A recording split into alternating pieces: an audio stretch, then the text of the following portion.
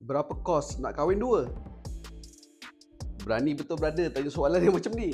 Kalau orang tanya berapa kos nak kahwin dua? Murah je. Kalau kau tak sayang nyawa. Apa kos yang kena ready? Mula-mula kos nak tackle perempuan tu. Nak kena belanja kopi, nak kena buat-buat caring, nak kena top up phone lagi. Dekat situ kos dah dekat RM300. Lepas tu kos untuk adjust pula. Paksa beli second phone RM1,000. Sewa hotel, konon-konon outstation, contact kawan office, suruh cover line. Kos juga kat situ. Beli phone, check in hotel, nak bayar member kopi lagi dekat RM1,000-RM2,000. Yang ketiga, kos nak menipu. Lagi tinggi bahaya dia, lagi tinggi juga dosanya.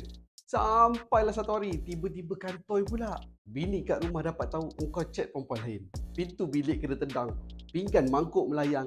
Kena pula muka. Dah injured. Kos rawatan nak repair muka balik RM1,000. Nak claim insurans pun tak dapat. Perempuan yang kau try tu pun dah lari. Bini kau kejar. Baru dia tahu rupanya kau ni penipu. End up tinggallah kau sorang-sorang. Duduk, tengok phone, tengok TikTok, makan Maggi, tengok orang lain bahagia. Jadi, kos nak kahwin dua ni murah ke mahal? Tak ada penyakit, janganlah cari penyakit. Untuk adik-adik yang baru first time nak kahwin, abang ada buatkan baju Melayu nikah daripada Majestic ni. Cutting smart, elok terletak, memang ngam-ngam badan lelaki Melayu.